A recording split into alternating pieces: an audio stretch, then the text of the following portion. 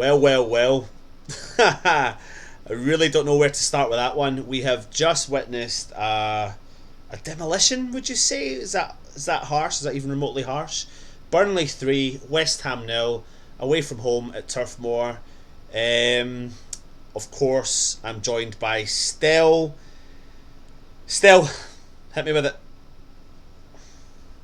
Well, what can anyone say, mate? We've made yet another average-looking team look brilliant, haven't we? Absolutely. We've done it against Sheffield, we've done it against Newcastle, we've done it against Palace. It just goes on and on and on. When we start to think that we've turned the corner with such a really good start to the season, and then we see the way we played the last few weeks and getting demolished away from home by Burnley. I kind of think we should have expected this after the 3-2 loss against Newcastle last week. But as usual, we're all quite, optimistic fans at times. We think it's going to get better, but it doesn't. It's just got worse, and it's got an awful lot worse. And I think if results go against us today, I think I said the other day in the preview, I think we'll probably be something like 17th in the league. And who would have thought that at the beginning of the season? At the start of the season, absolutely. I mean, I don't know if I was wrongly optimistic before the game started. If you watched our preview, you'll probably have seen that. But it comes to, let's just go straight into this team selection. I saw the team selection, and I mean, I was disappointed. What did you think, still? Well, it was going to end up being more of the same, wasn't it? Yeah. That was my concern. Lanzini was benched again, and God knows what the hell's going on there. Yarmolenko was benched this time, and Fornals was brought in when we all were told during the week that we could go with two up front. And you look at you looked at the lineup and you just thought, well, Alaire's going to be isolated yet again. Um, Noble and Rice in the middle are not going to be able to compete with their 4-4-2 formation.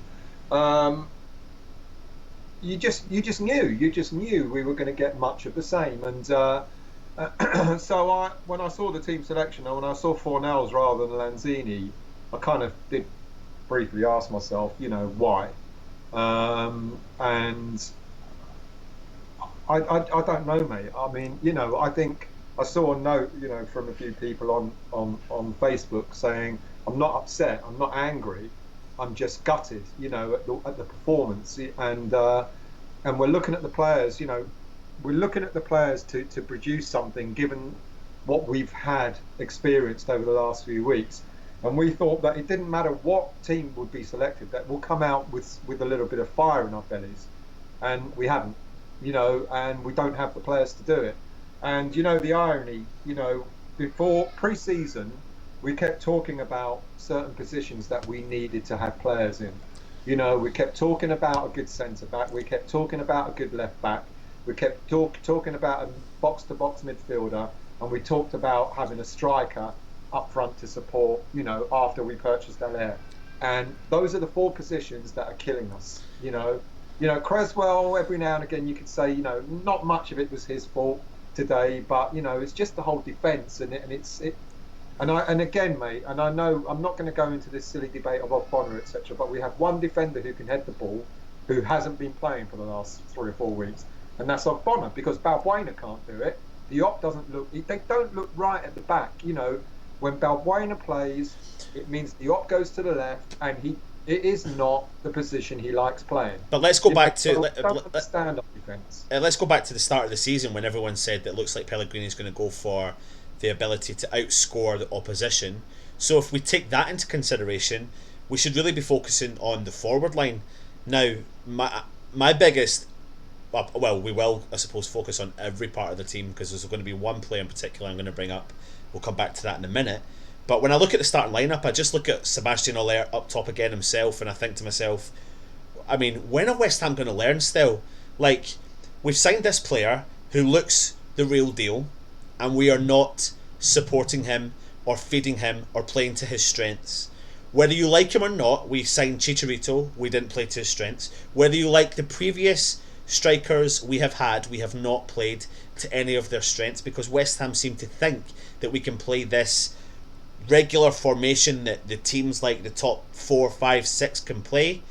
But unless you have a team full of absolute pit bull terriers that are going to fight for the challenge every single week, it baffles me. It baffles me. Sebastian Haller up top again it's a completely pointless exercise in my opinion. My concern still is something that you said, and I agreed with you on it, was he's got the ability to be our 20 goal a season striker. I mean, but he's not getting the service. He's not getting the service, so that's not potentially going to happen. And what's going to happen is we're going to lose another striker this time next year. Yeah, the problem is when we brought him in, we knew he was playing with a front three. Yeah. He was playing in a front three, or he had players ahead of him. So we already knew that he wasn't an out-and-out number 9. You know, now I don't know what maybe Pellegrini was thinking at the time. It's okay, you know, we've got other strikers, you know, Chicharito, who are going to play off him. And maybe it was gut-wrenching for Pellegrini to realise that, you know, Hernandez wanted to go, and all of a sudden we don't have a striker that's playing up front with him. Ayeti clearly isn't favoured, otherwise he'd be playing, you know, and it means that we're short. You know, we're woefully short. Now, you know, a lot of people will have different opinions as to whether we should have let Hernandez go. The trouble is, Hernandez didn't want to stay. You know, so we had a problem. We should have immediately brought a player in who was going to replace him. And I don't know where that money went. And I don't know where the money went for most other players that we got rid of. And all the salaries they saved on. I said, I think in the preview as well, I mean, I'm not going to sit here and slag off Snodgrass, but I think he's a great player. I think if you're going to put Snodgrass in that team needs to change. Because you're going to need another 10 Snodgrasses that are going to back up his work ethic, etc. But I just don't think he fits into the formation or the quality of players that we've got. Not that I'm doing him a disservice, because he does try. He wasn't at the races today, but still, I mean, we said it in the preview. This time last year, Anderson was playing through the middle, or this time last year he started to play through the middle. He started to look really good and he went on fire. Again, he's out in the wing, and he's left out there on his own. He's not play. He can't play to his skill set. He can't play to his strengths because he's left on his own. It's evident that he's lost a lot of confidence, because he did exactly the same today as what he's done in the last few games. He gets the ball to the 18-yard box and he stops. Yeah. You know, and then he starts looking to do either a smart little pass that never comes off, or he's waiting for backup and that doesn't materialise. And Creswell didn't do an awful lot of overlapping today. Creswell almost sat behind him, and so he gets to a point where he realises he's not going to be able to cross the ball, because he's probably realised there's no one in the box to get it anyway. And then he's got no other options, so he tries these clever little passes that just don't come off. Yeah. When you're playing against teams like Burnley, etc., they're gonna close you down. They're not going to give you any space. And the only thing that Anderson has got to his favour is speed. You know, and we said it during in the preview the other day. Play him in the middle, let his speed to do the talking. If he goes directly at the team through the middle, he's likely to cause more problems there, because the opponents will be far more afraid of him. When he's out wide, you're absolutely right. He's out wide. They close him down. They don't give him any options, and they know they've got him sussed. You know, and that's what's been happening. And I knew, I could see today, if Yarmolenko had started, then you would have thought there's a possibility that Anderson would have played in the middle, because you'd have Snodgrass on one side, Yarmolenko on the other. But what happened? No. He dropped Yarmolenko, so you knew straight away that Anderson was going to play out wide. And as you said, mate, you know, and I know a lot of fans slag him off, but you've got to put it in context. And I think you're going to get onto this in a minute. It's about the manager's tactics. Well, you know, the manager's tactics have gone a bit awry. I literally am coming on to that point now, because if you look at every single West Ham review we've ever done, and every single review when West Ham have lost or we've hit a bad slump, it's always down to the same reasons. It's always down to, when you listen to pundits talk about West Ham, it's always down to whether it's tactics, it's inconsistency in team selection. We talked about it a lot in previews, but Fornals came out of the blue. Yarmolenko was dropped. I mean, what message is that sending to the players that start to slightly hit form? Because we know, should Pellegrini still be in his hot seat, I mean, we're all adamant there's going to be more changes again next week. And that's going to be what, the fifth or sixth game in a row with a minimum of 2 changes per game.